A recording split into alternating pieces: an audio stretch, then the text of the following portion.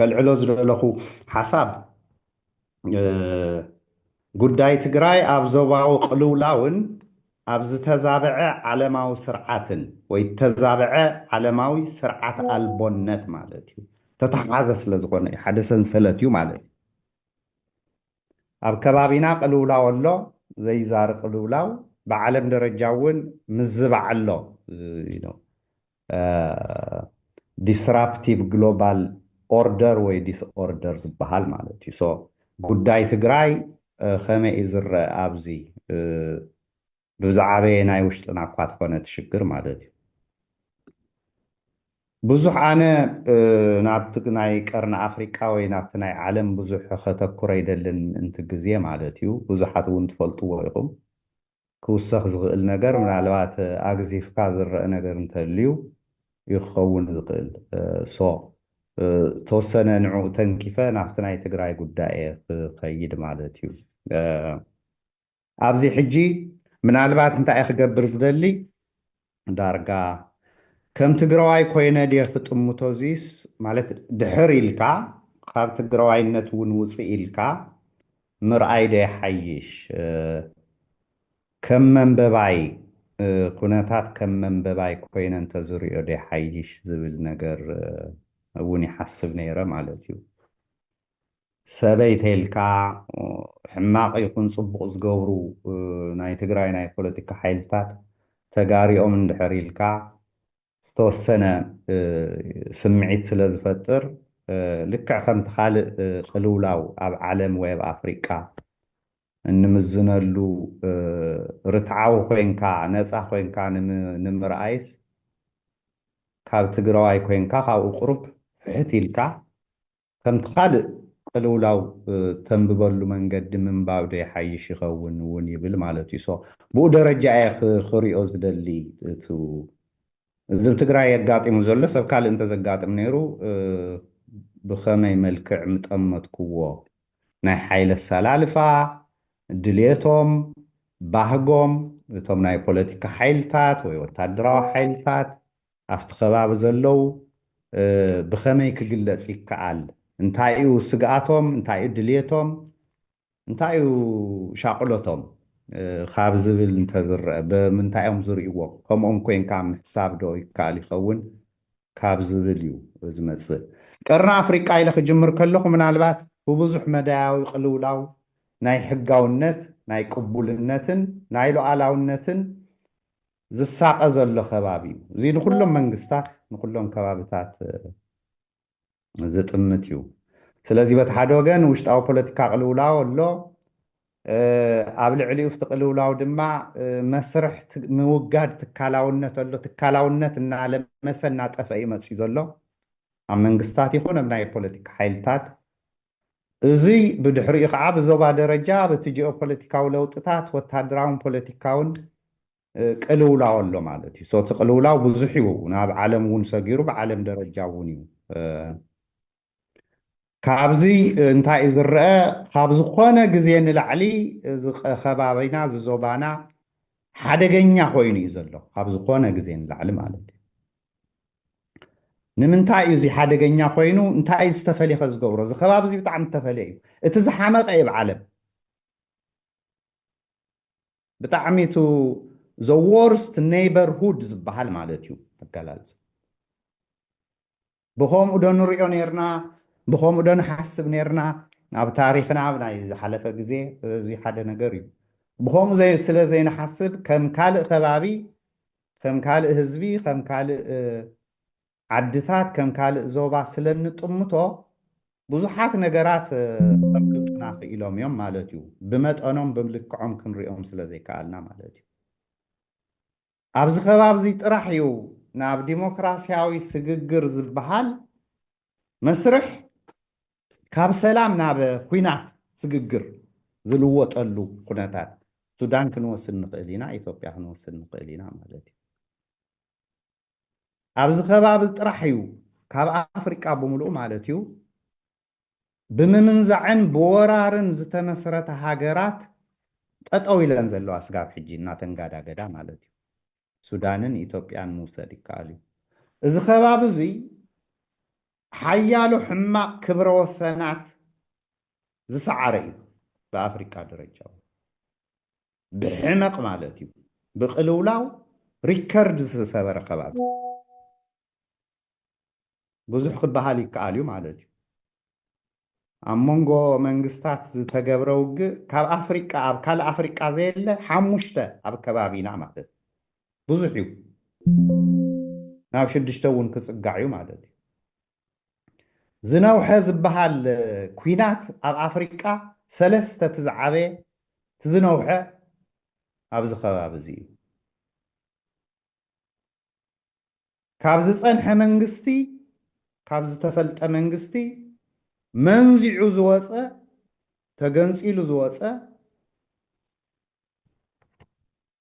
ዓድታት ዘለውዎ 2-3 ዝኸባቢ ጥራሕ እዩ ኣብ ካልእ ኣፍሪካ ሃገር የለን መንግስቲ ዝሞተሉ እውን ከባቢ እዩ እዚ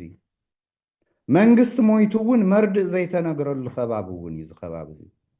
ፍልይ ዝበለ እዩ ንምባል እዩ ብናይ ዕጥቂ ቃልሲ ብናይ ሓራ ዘውፅኡ ሓይልታት ትዝበዝሐ ቁፅሪ ዝሕዝ ዝኸባቢ እዚ እዩ ዳርጋ ንባዕሉ ክብሪ ዘለዎ ብሄር ኩሉስ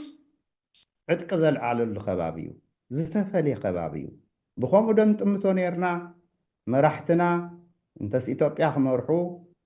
እንተስ ንትግራይ ክሓስቡ ብኡ ዶ ይርእይዎ ነይሮም ዝብል ነገር እዩቱ እዚ ብዙሕ ነገር ቀደምና እውን ሕጂና እውን ክንሪኦ ዘለና እዩ ዝመስለኒ ኣብ ዘይተለመደ ኣብ ዘይንቡር ኣብ ኣዝዩ ዝመሓመቐ ካብ ኣፍሪቃን ካብ ዓለምን ከባቢ ከም ዘለና ምርኣይ ዘይተለምደን ኣዝዩን ሕማቕ ምሕደራ ወይ ዘይምሕደራ ሞዴል ዘለዎ ከባቢ እዚ ከም ኣብነት ኤርትራ ምውሳድ ይከኣል ይኸውን ማለት እዩ ዝተፈለየ ብሕመቑ ማለት እዩ ተራእዩ ዘይፈልጥ ዓድን መንግስትን ዘለዎ ጎደቦ እዩ እዚ እሞ ከዓ ጥቃና ገሊኡ ምስ ሰሜን ኮርያ ዶ ገለ ይብል ሰሜን ኮርያን ኤርትራን እንታይ ይራኸቡ ብጣዕሚ ዝኸፈ እዩ ዝሓመቐ እዩ እንተገደደ ሰብ ሓዳር ይገብር ኣብ ሰሜን ኮርያ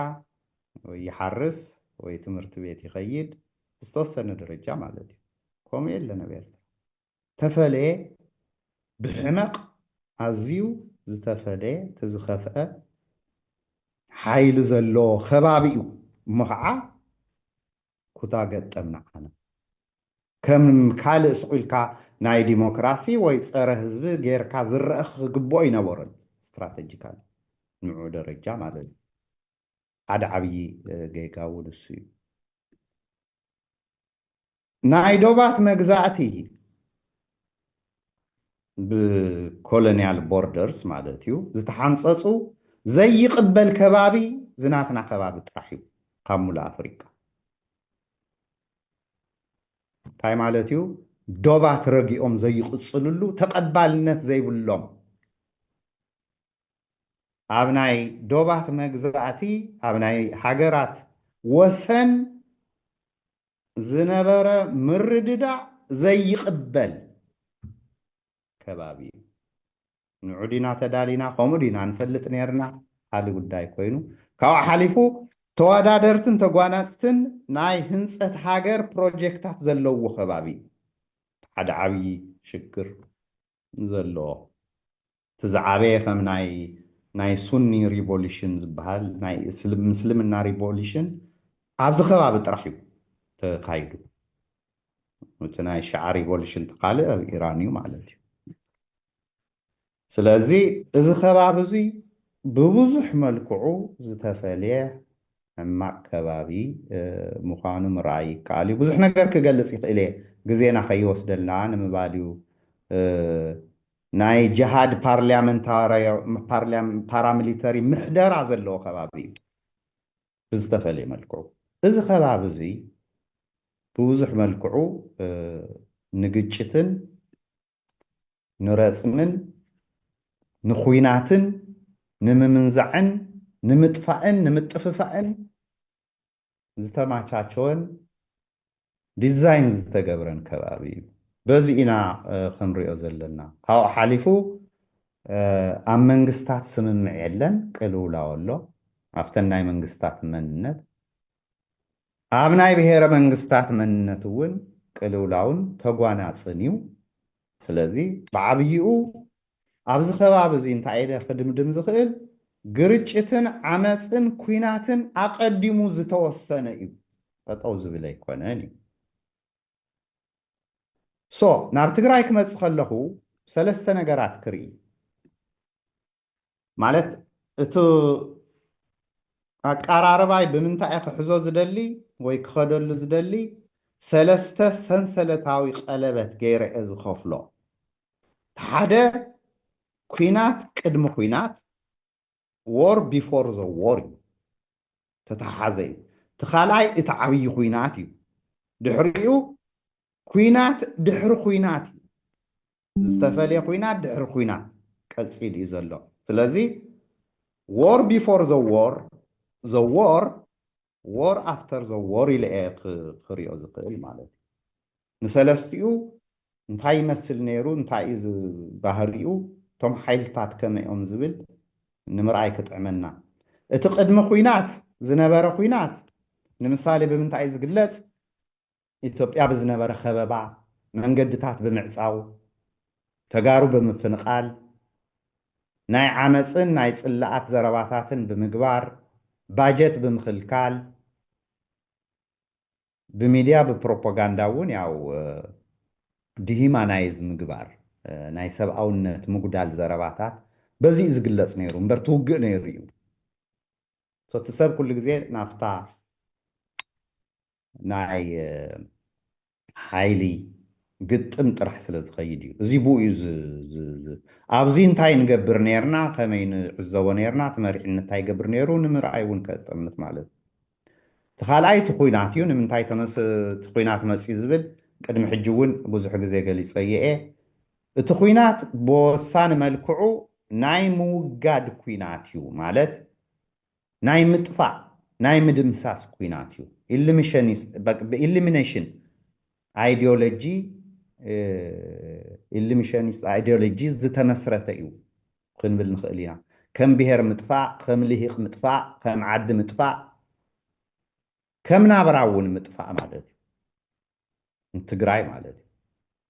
ስለዚ ኣብኡቱ ወሳኒ ክተርፍ ዶ ነይሩ ይተርፍን ዘካትዐ ይኸውንን ማለት እዩ ኣብኡ ዝተመስረተ ስለ ዝነበረ እቲ ውግእ እቲ ኩናት ተፈጢሩ ማለት እዩ ከም ፖለቲካዊ ማሕበረሰብ እውን ኣጥፊኢኻስ መወዳእታኡ ምግባር ማለት እዩ ምውዳእ ማለት እዩ ፐርማነንት ሶሉሽን እዩ ተሓሲቡ ሕጂ ንምንታይ ኢኹም ተሓሲቡ እንተኢልና ገሊኦም ንውልቃዊ ስልጣኖም ትግራይ ሓደጋ ወይ ዕንቅፋት ስለ እትኸውን ንዞባዊ ህርፋኖም እውን ዕንቅፋት ስለ እትኸውን ስለዚ ብክልቲኡ ወገን እንታይ እዩ ዝመፅእ ዘሎ ንትግራይ ምጥፋእ ከም ከይዲ ናይ ስልጣን ምድልዳል ገይሮም እዮም ወሲዶሞ ኩሎም ማለት እዩ በቲ ካልኩሌሽኖም ኣብይ እውን ከምኡ ኤርትራ እውን ከምኡ ኣምሓራ እውን ከምኡ ድሕሪኡ ዘሎ ትግራይ ከየጥፋእኻ ትግራይ መጀመርያ ናይ ትግራይ ሕሳብ ከይተዓፅወ እቲ ካልእ ናይ ስልጣን ሕሳብ ክመፀ ይኽእልን እዩ መዳላደሊኦም ገይሮሞ ማለት እዩ መጀመርያ እዚ ጌርካ ኢኻ ሰለስቲኦም ብዝተፈላለየ መንገዲ ዋላ ተፃባእ ይኹን ዋላ እቲ ዳሕራይ ዝመፅዎ ኣብ መጀመርያ ግን እዚ ጌርካ እዩ ናብቲ ካልኣይ ግጥም ናብቲ ዝዓበየ ግጥም ዝኽየድ ኢሎም ስለ ዝወዱ እዩ ኣባና እንታይ ነይሩ ብዚ ግዜ እዚ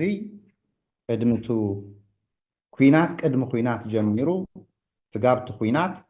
ያው ናይ ኣመራርሓ ቅልውላው ነይሩ ኩነታት ዘይምንባብ ነይሩ ደጋጊመ ዝብሎ እዩ ከባቢኻ ዘይምፍላጥ ነይሩ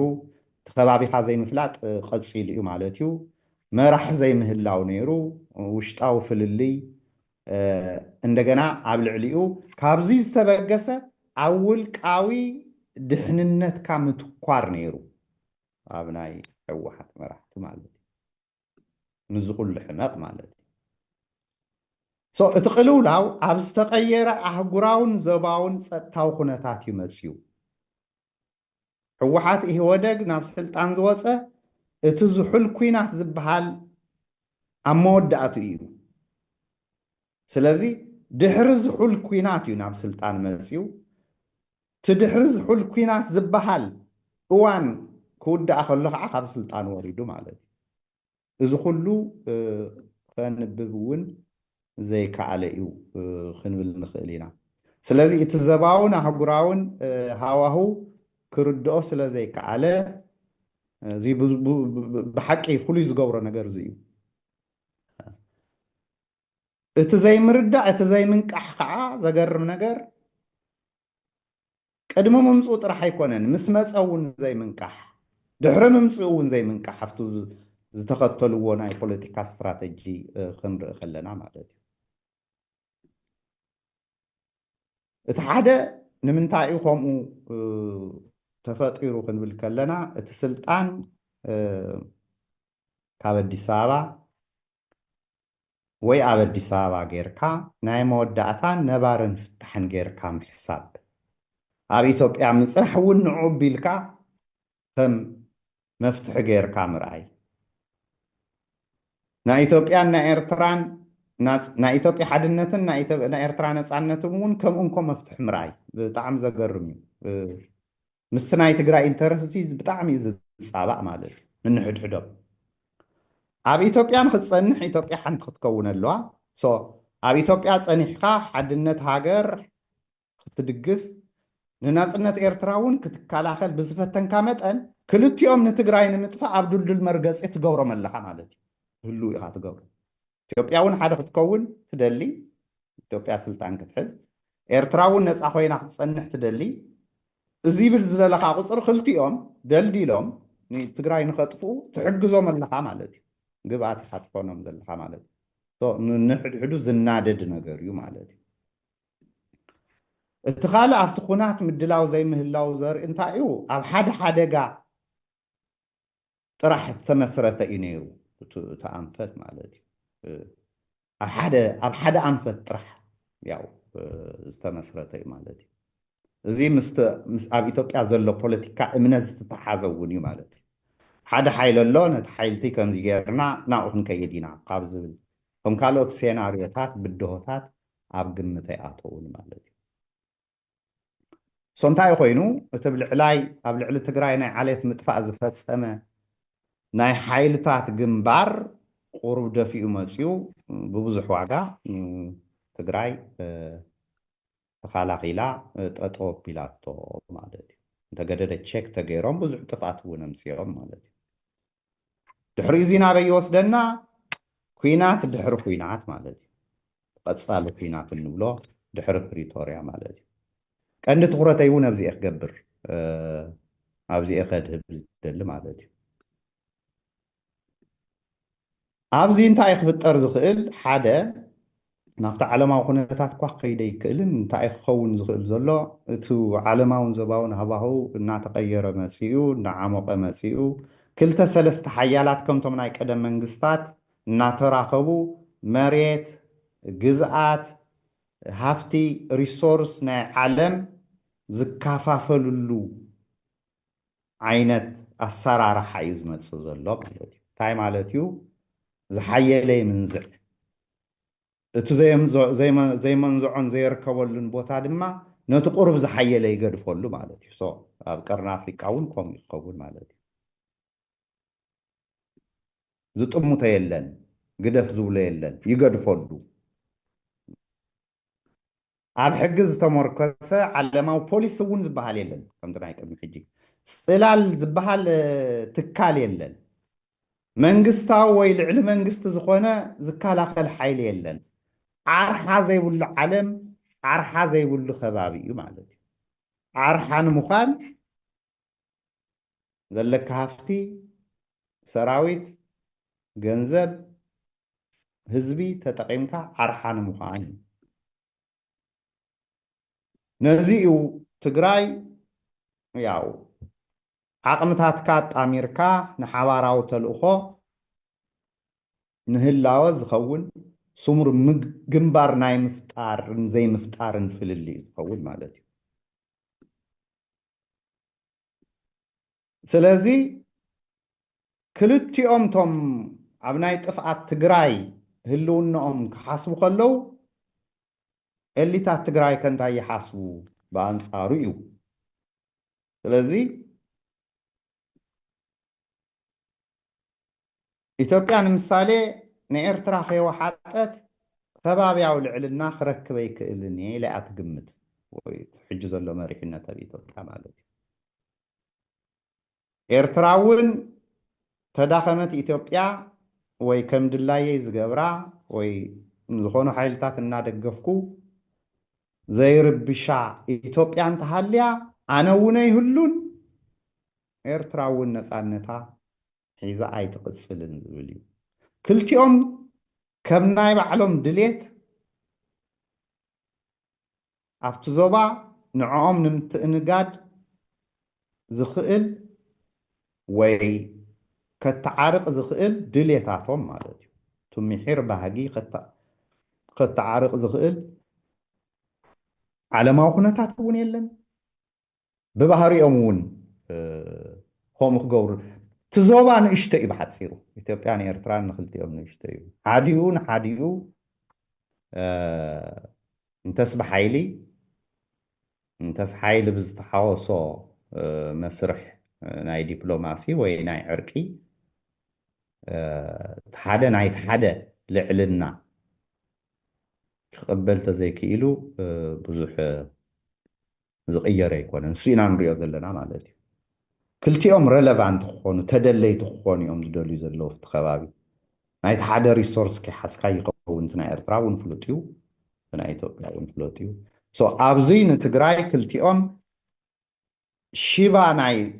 ሴኪሪቲ ዞን ወይ ናይ ፀጥታ ዞባ ክገብርዋ እዮም ዝደልዩ ማለት እዩ ክልቲኦም ክጥቀሙላ ይደልዩ ግን ከምዘይተስግኦም ገይሮም ክሕዝዋ እዮም ዝደልዩ ማለት እዩ ስለዚ ተጋሩ እዚ እንታይ ዓይነት ክንገብር ነይሩና ዝለዓለ ፖለቲካዊ መሓውሪ ፈጢርና ዝለዓለ ፖለቲካል ሰልጣን ዘለዎ ሓባራዊ ስጉምቲ ክወስድ ዝኽእል ኮሌክቲቭ ኣክሽን ዝበሃል ናይ ፖለቲካ ሓድነትና ዘንፃባርቁ ትካላት ፈጢርና ክንዋገ ምስ ኢትዮጵያ ክንዋገ ምስቶም ኩሎም ከባቢያ ሓይልታት እውን ዘለዎም ፍልልይ ድሕሪ ፕሪቶርያ ክንዕሙቕ ንባዕልና እውን ክነሐዊ እዩ እቲ ክግበር ዝግባእ ዝነበሮ ማለት እዩ ድሕሪ ፕሪቶርያ ደኣ እንታይ እዩ ተፈጢሩ እዩ ዝመፅእ ሓደ ታይሚንግ እዩ ናይ ግዜ እዩ ከም ፕሪቶርያ ዓይነት ተወሰነ ስምምዕ ጌርካ ንዕኡ ናብ ምትግባር ኣብ ዝግበር ጉያ እተን ናይ መጀመርያ 4-6 ወርሕን ኩሉ ግዜ ወሰንቲ እየን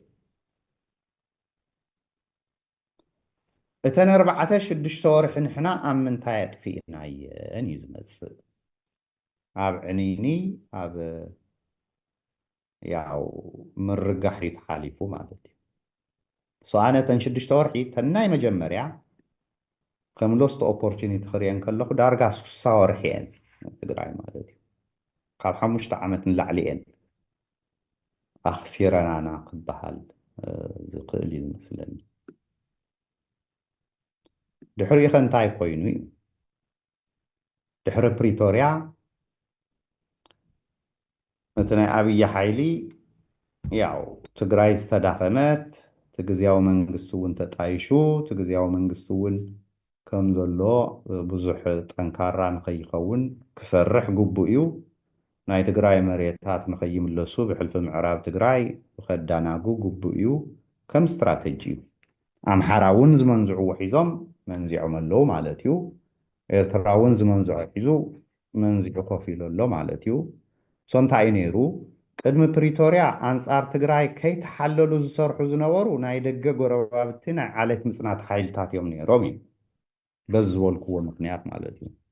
ድሕሪ ፕሪቶርያ ግን እቲ ውሽጣዊ ቁስሊ ውሽጣዊ ሓይሊ ናይ ምፅናት ዓሌት እውን ተቐልቂሉ እዩ ኣብኡ ተሰላልፋ ዝመስል መን እዮም እቶም ዓበይቲ ሓይልታት ኢልና ኣብቲ ከባቢ እንድሕር ርኢናዮ እዞም ዝጠቐስክዎም ኣለዉ ጎረባብትና ጎደጎና ኣለዉ ሓይልታት እዚኦም መሪሕቲ ሒዞም ኮፍ ዝበሉ ጠንካራ መንግስቲ ንኸይምስረት ኣብ ትግራይ ዝሰርሑ ትግራይ ቀልጢፋ ሓውያ ከይትወፅእ ዝገብሩ እንተስ ብምህለላ እንተስ ብሓይሊ እንተስ ቦታ ብምሓዝ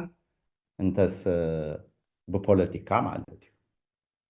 እዚኦም እዮም እቶም ሰለስተ ሓይልታት ተው ውሽጢ ዝነበረ ሓይሊ ከመን እዩ እንድሕር ኢልና እቲ ናይ ሕወሓት ኣሎ ዝለዓለ ኣነ ሓይሊ ክርኢ ከለኹ ናይ ፖለቲካ ይኹን ናይ ሰራዊት ናይ ምግባር ዓቕሚ ዝልካዕ ኣብ መሬት ብዘሎ ናይ ስልጣን ናይ ሓይሊ ምክፍፋል እዩ ሓደ ሕወሓት ኣሎ ግዜያዊ መንግስቲ ብዓብይኡ መስሪተ ዝብል ኣሎ ካልኣይ ሰራዊት ኣሎ ደንጉ እንተኾነ ድሕሪ እቲ 6 ወርሒ እውን ድሕሪ ክንደይ በኣስን ጭቅጭቅን ዝተፈጥረ ግዜያዊ መንግስቲ ኣሎ ማለት እዩ እዚኦም እዮም እቶም ቀንዲ ሓይልታት እቶም ክልቲኦም ዓበይቲ ሰራዊትን እቲ ሕወሓትን ብሚዛን እዩ ክረአ ዘሎ ሓደ ናይ ምግባር ዓቕምን ናይ ምጉዳዕ ዓቕምን ናይ ምፍፃም ዓቕምን ብትግራይ ስትራቴጂ ክረአ ከሎ እቶም ወሰንቲ እቲ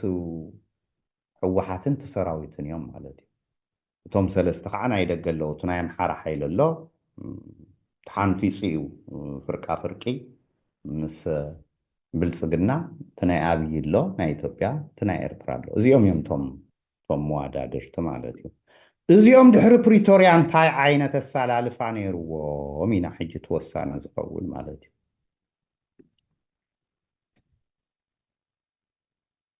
እዚ ደንበ እዚ ትዝበዝሐ ማለት እዩ ድሕሪ ፕሪቶርያ እንታይ ተፈጢሩ እንድሕር ኢልና እቲ ደንበ ተኾሊፍና ዝብል እዩ ዓብሊሉ ወፅዩ ማለት እዩ ኣብዚ ዘሎቱ ትቁልፊ ጉዳይ እቲ ደንበ ተኾሊፍና ከዓ በምሓራ ወይ በኤርትራ ወይ ብኣብይ ጥራሕ ኣይኮነን ብትግራይ እውን እዩ ማለት እዩ ብዓብዩ ኣብይ እውን ትግራይ ሙሉእ ንሙሉእ ኣይሰዓረን ዘይተዓፅኦ ሒሳብ ኣሎ ክብል እዩ ክጠራጠር እዩ ክፈርሕ እዩ ዓብይ ሃፍቲ ዘለዎ ግዜያዊ መንግስቲ ዓብይ መሬት ዘመሓድር ግዜያዊ መንግስቲ ሓደጋ ክኾነኒ እዩ ዘይቋፃፀሮ ክብል እዩ ዘይተዓፅኦ ሕሳብ ኣሎ ማለት እዩ ኣትሊስት ተቋረፀ ነገር ኣሎ ኣይተወደአን ቀሲነ ክነብር ኣይክእልን ኢሉ ቀሲነ ይኸይድን ዘይተዓፅኦ ሕሳብ ስጋብ ዝዕፆ ተፈላለየ ስትራቴጂ ኣቢሉ ጠንካራ ናይ ትግራይ ሓድነትን መንግስትን ክደራደር ከፈፅም ዝኽእል ናይ ምፍጣር ድልየትን ሓላፍነትን ይብሉ ተቆርፀ ነገር ዘይተወደአ ነገር ስለ ዘሎ እቶም ናይ ኣምሓራ እውን ያው ተኾሊፍና ይብሉ ማለት እዩ ኤርትራ እውን ተኾሊፈ ይብል ማለት እዩ እቲ ኣብ ትግራይ ዝተፈጥረት ዝዓበየ ተኾሊፈ ዝብል ሓይሊ ግን ኣብ ትግራይ እዩ ማለት እዩ ካብ ምንታይ ተኾሊፉ ስኸ ብፕሪቶርያ ተኾሊፍና ይብል ምሳሌ ከምቲ ዓንቶ ዝተሓስክዎ እዩ እቲ መበገሲኻ ናይ ኤርትራ ነፃነት ኣኽቢርካ ናይ ኢትዮጵያ ሓድነትን ትእንኮ መፍትሒ እውን ናብ ኢትዮጵያ እዩ ዝብል ኣብቲ ውግእ እውን ዝተረኣየ ቅድሚኡ እውን ዝተረኣየ ሰብ ኢትዮጵያ ዘተኮረ እሱ እውን እዩ ተኾሊፉ እዩ ተቆሪሱ እዩ ትውግእ ብምንታይ ከም ጠጠው ከም ዝበለ ይፍለጥ እዩ እቲ መንእሰይ ናይ ትግራይ ህዝቢ ካብ ዝግብኦ ንላዕሊ ተቃሊሱ እዩ ክግበር ዝኽእል ገይሩ እዩ ያው ሕፅረታት ኣጋጢሙ ናይ ኣቑሑ ድዩ ናይ ሪሶርስ ድዩ ሕፅረታት ኣጋጢሙ ግን እዚ እውን እንተኾነ ዘይሐጎሶም ነገር እዩ ክኸውን ዝኽእል ኣትሊስት ካብቲ ዝነበሮም ድልየትን ባህግን ማለት እዩ በቲ ካልእ ወገን እቲ ቲር ኣሎ ማለት እዩ እቲ ግዜያዊ መንግስቲ እውን ናይ ባዕሉ ፀገም ነይርዎ ማለት እዩ ከም ሓደ ሓሲቡ ቀልጢፉ ክኸዶም ዝኽእሉ ቀዳምነታት ተቐሚጡ ኣብ ውሽጢ ትግራይ ዘለው መሓዙ ተለልዩ ክሳጋገሩን ንግዚኡ ክግበሮም ዝግብኦምን ዕማማትን ፈልዩ ኦርጋናይዝድ ኮይኑ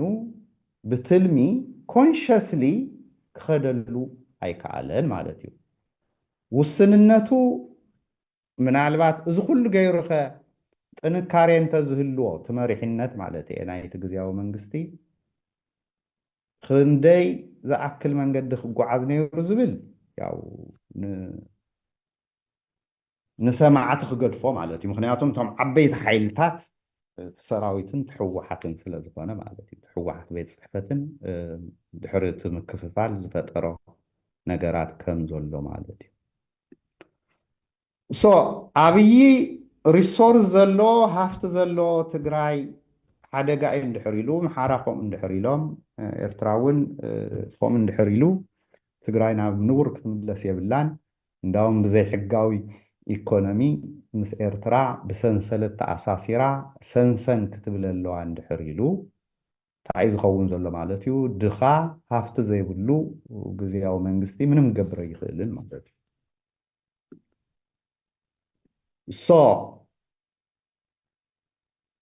እቲ ተኸሊፈ ዝብል ካልእ ከዓ ውሽጢ ትግራይ ዘሎ ከዓ ብፕሪቶርያ እውን ተኸሊፈ ብሪፎርም እውን ተኸሊፈ በቱ ኣሳታፊ መንግስቲ ዝበሃል እውን ትብሒተ ክሕዞ ዝኽእል ነገር እውን ተኸሊፈ ትብሒተ ሒዘዮ ዝነበርኩ ስልጣን እውን ተኸሊፈ በቲ ናይ መንእሰይ ናይ ለውጢ ባህጊ እውን ተኸሊፈ ብኩልኮም እዩ ዝመፅእ ማለት እዩ ከምቶም ካልኦት እቲ ሪሶርስ እቲ መንግስቲ ሒዙ ባዕሉ ዘጣየሾ መንግስቲ ማለት እዩ እቲ መንግስቲ ሒዙ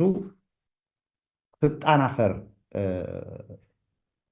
ዘይኽእለሉ መንገድታት ብዛዕበየ ቀፂሉ ማለት እዩ ልክዕ ከምቶም ካልኦት ከምቲ ናይ ኣብይ ከምቲ ናይ ኣምሓራ ከምቲ ናይ ኤርትራ ማለት እዩ ሪሶርሳት ብዘይ ሕጋዊ ተወሰኑ ከባቢታት ምቁፅፃር ማሓውራት ምቁፅፃር ወረዳታት ምቁፅፃር ያው ምዕራብ ትግራይቲ ይቋፃፀር ሸራሮቱ ይቋፃፀር ኣብይ ዘሴም እዩ ማለት እዩ በቲ ፖለቲካል ካልኩሌሽን ክረአ ከሎ ማለት እዩ በዚ ምክንያት እዚ እቲ ናይ ትግራይ መንግስቲ ናይ ምድርዳር ዓቕሚ ጠንካራ ውዳበን ሓድነትን እናተባታተነ ከይዱ ማለት እዩ እዚ ብምንታይ ተደጊፉ እንድሕር ተባሂሉ በቶም ተወሰኑ ናይ ሰራዊት መራሕቲ እውን እዩ ዝኸይድ ድዩ ተበጊዩ ምክንያቱም ናይ ለውጢ ባህጊ ክመፅእ ከሎ እውን ናይ ምቁራፅ ኣብ ሕወሓት እውን ብውሽጢ ዝመፅእ ዝነበረ ለውጢ ናይ ኣመራርሓ ሽግሽግ ንኸይፍጠር እውን ምቁራፅ እቲ መንግስቲ እውን ተጣናኺሩ ዝእዝዞ ናይ ፀጥታ ሓይሊ ሃልይዎ ትግራይ እውን ከየረጋግእ ምዕንቃፍ ዘሴም እዩ እዚ ማለት እዩ እቶም ክልተ ዓበይቲ ኣብ መሬት ትግራይ ዓቕሚ ጥርናፈን ሰራዊትን ምምሕዳርን ዘለዎም ሪሶርስ እውን ዝቋፃፀሩ እቶም ክልተ ዓበይቲ ናይ ትግራይ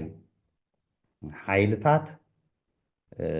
ጠንካራ መንግስቲ ብፕሪቶርያ ዝተፈጠረ መንግስቲ ጠንካራ መንግስቲ ንኸይህሉ ብናይ ባዕሎም ምክንያታት ያው ሸርሺሮሞ ኣዳኺሞም እዮም እዚ ትኸይዲ ናይ ክልተ ዓመታት ነይሩ ብወሳኒ ደረጃ ክረአ ከሎ ማለት እዩ ነዚኡ ሰራዊት ኣብ ትሕቲ መንግስቲ ሕወሓት እውን ሙሉእ ልቡ ናብቲ መንግስቲ ገይሩ ንመንግስቲ ንምድጋፍ ተጠናኸረ ናይ ምድርዳር ዓቕሚ ሃልዩ ናይ ትግራይ ህዝቢ እውን ሓድነቱ ኣጣናኺሩ ሰላም እውን ኣፅኒዑ ክሓውል ዝኽእለሉ መንገድታት እውን ተፈጢሩ ንቕፅለሉ መንገዲ እቲ ዝሓሸ መንገዲ ካልእ መንገዲ የለን ዝበሃል ዝነበረ ብብዙሓት እውን ካብዚ ምምጋስ ይመስለኒ እዚን ክንርኢ ከለና እንታይ ዝኸውን በዚ ደረጃ ዝጠፍአ ዕድል ጥራሕ ኣይኮነን እቲ ቅልውላው እውን መፅዩ ማለት እዩ እዚ እንድሕር ዘይኮይኑ እቲ ሰራዊት እውን ንባዕሉ ብሓደጋ ከም ዝወድቕ ያው ቅድሚ ሕጂ እውን ኢለየ ብዙሓት እውን ኢሎም እቲ ሰራዊት ኣብ ፖለቲካ መሪሕነት ሲቪላዊ መሪሕነት ኣብ ሓደ ዓንዲ ንኩሉ ክውክል ዝኽእል ዓንዲ ኣትሊስት ንኩሉ ዋላ ካብ ምጥያሹ እቲ ግዜያዊ መንግስቲ ፀገም እንተነበሮ ንዑ እውን ኣመሓይሽካ ኣሳታፊ ብምግባር ንኩሉ ትግራዋይ ዝውክል ኣትሊስ ነብዝሓ ዝውክል ወይስ ነቶም ዝተረኽቡ ዝውክል ኣትሊስ ካብ 2 ካብ 3 ንላዕሊ ዝውክል መንግስታዊ መሓውር ክድግፍን ኣብ ትሕቲኡ ኮይኑ ተፀዋዕነቱ ከጣናኽርን እንተዘይክኢሉ እቲ ሓደጋ ናይ ቁልቁለት ዘይኮነስ ናይ ምጥፍፋ እዩ ነቲ ሰራዊት እውን ከፍርሶ እዩ ዝብል ሓሳብ ዝነበረ ካብዚ ብምጋስ እዩ ሕጂ ንሪኦ ኣለና ማለት እዩ እንታይ ከም ዝኾነ እቲ ሰራዊት ዝወሰኖ ውሳኔ መጨረሽኡ ቅድሚኡ እውን ዝነበረ እዩ ከምቲ ዝረኣኽዎ ማለት እዩ ክገልፆ ዝፈተንኩ ድሕሪኡ እውን ዝተፈጥረ እዩ እዚ እንድሕር ኮይኑ እንታይ ከም ዝፍጠር ፍሉጥ እዩ እቲ ሰራዊት እውን ይከፋፈል ብዓብዪ እቲ ፖለቲካል ዲቫይድ ናይ ፖለቲካ ፍልሊ ናይ ትግራይ እውን ይሰፍሕ ናብ ግጭት እውን ይእቶ ናይ ደገ ምትእትታዋት እውን ይፍጠሩ እቲ ውግእ ኣብ ውሽጢ ተጋሩ ይኸውን ማለት እዩ ወይ ድማ እቶም ካልኦት ሓይልታት ናይ ደገ ካብ ፌደራል መንግስቲ ጀሚርካ ስጋብ ኤርትራ ካልኦት እውን ኢዶም ንኽእትውሉ ነቲ ሓደ እናደገፍካ ነቲ ሓደ ንክሰዓዓሩ ዝዕድም ደም ምፍሳስ ዝመፀሉ ኩነታት እዩ ክመፅእ ጀሚሩ ማለት እዩ እዚ እቲ ኩነታት ሶ ኣይ ቲንክ ንግዚኡ ኣብዚ ጠጠው ተዘብል ይሓይሽ ምክንያቱም ገፊሑ ክረአ ይኽእል እዩ ናብ ዝርዝር እንድሕር ተኣትዩ ማለት እዩ እቶም ሴናርዮታት እውን ንሳቶም እዮም ማለት እዩ ሶ ናብ ምንታይ ኢና ክንምለስ ዘለና ናብቲ ድሮዊንግ ቦርድ እዩ ክምለስ ዘለዎ ማለት እዩ ገፊሕ ኣሳታፊ ዝኾነ ዓብዪ ዳስ ዘለዎ ናይ ተጋሩ ምክክር ከም ብሓዱሽ ፖለቲካዊ ዘተ ጌርካ መንግስቲ ክጣየሽ እንተዘይክኢሉ ሰራዊት እውን ኣብ ትሕቲ መንግስቲ እንተዘይኮይኑ እቲ ሓደጋ እናቐፀለ እዩ ዝኸይድ ኣብዚ ጠጠው ክብል